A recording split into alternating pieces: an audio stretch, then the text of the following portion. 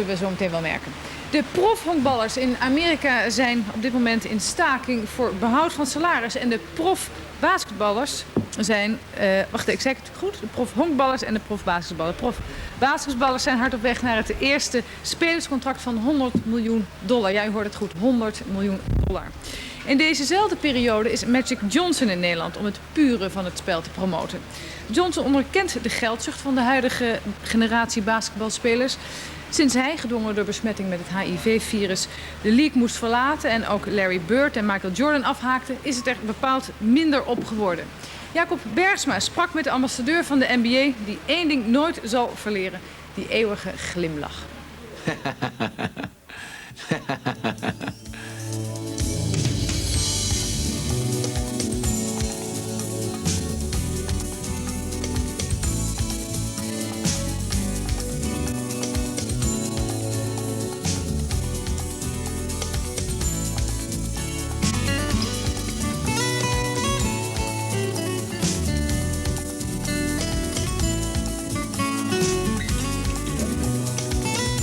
It's been more than a year since our last conversation. How are you? I'm doing great, thank you. Just touring and part of owner of the Lakers now. A lot has changed since I've seen you last. How is your health? Health is great, thank you. Okay. It's also 3 years since you've announced your retirement from the NBA. And it's also a few years since Larry Bird and Michael Jordan said goodbye to the NBA. What has changed, in your opinion, to the NBA without Magic Johnson, without Michael Jordan, without Larry Bird? Well, I think that those are three guys that were used to winning and did a lot for the league in terms of going around the world talking about the league, going anywhere we had to go to give the league as far as a spokesperson for the league. And then our game dictated what people like to see in terms of our game was all-around basketball. We could do a lot of number of things. So now we're just looking for that spokesperson to go out and talk about the league as well as being a star of the league, you know, and Shaquille O'Neal, we have a lot of great young players coming, and hopefully one of those will emerge. Maybe Chris Webber, Shaquille, or maybe Anthony Hardaway. So we still have the mainstays of Pippen and Barkley. So hopefully one of the young guys can be the star of the league, because right now we're missing that real superstar. Yeah. Seems to me also that the NBA is fastly evolving into a league in which having a good agent seems to be more important than having a good jump shot. Well, you know, that's the times of the 90s. They're benefiting from the times of the 80s. And, you know, that's going to happen. The salaries are high, yes. And hopefully the play will catch up with the actual salaries, you know. But, you know, that's going to happen. That the 90s guy will get paid more than the 80s, and the year 2000 guys will get paid more than the 90s guys. Is that what's going to happen? Because there's a lot of discussion about whether or not we should have a salary cap. Well, you know, I think that anytime you get progress like the NBA has progressed, you're going to have higher salaries. And that, like I said, that goes along with the times. Isn't money going to kill the game? Money can kill a lot of, whether it's basketball, baseball, football, it can kill it, yes. Greed can kill it. But there's a fine line. You got to come, there's a middle ground that both sides have to come to. You know, both sides going to have to give on something to make it better for the game, make it better for the fans.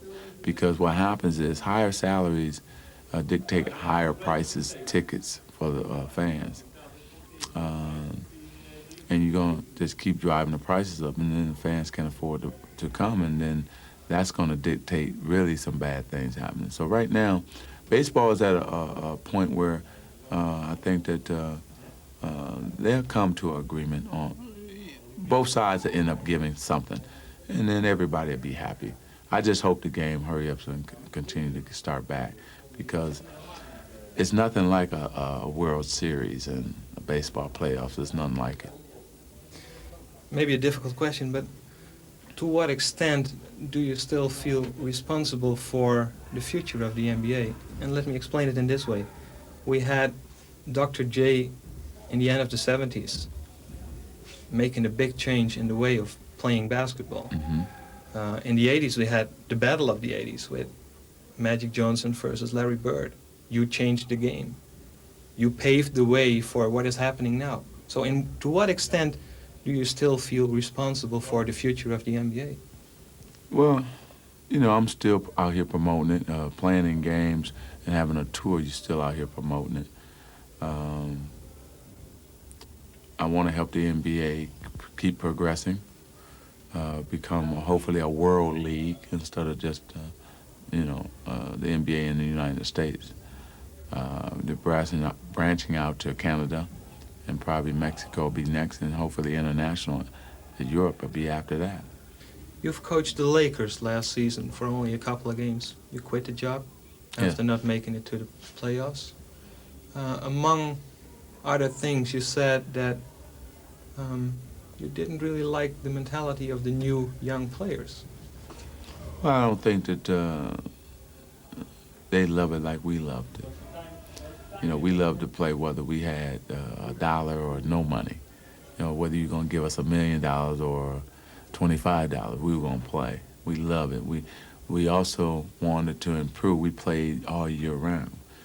And now, You're missing that now? I think some of the guys come in now with a more greed attitude where pay me, and then once they get paid, they're not really working on their game. That's not all players, that's just some of them. And so that's frustrating to me. Were you impressed by Dream Team 2? We saw them play last August in the World Championships in Toronto. But it was quite a different team. I mean, Dream Team 2 was not Dream Team 1. Of course not. You know, they're not as explosive as we were. They're not as talented as we were.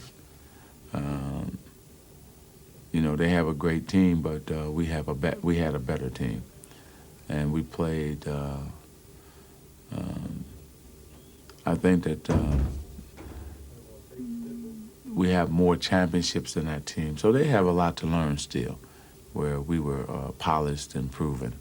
And the world just got behind us, and the world is not yet behind Dream Team 2.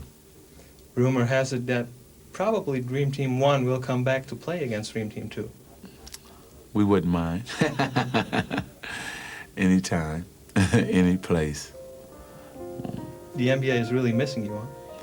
Well, I think the world is, not just the NBA, the world. Bird alone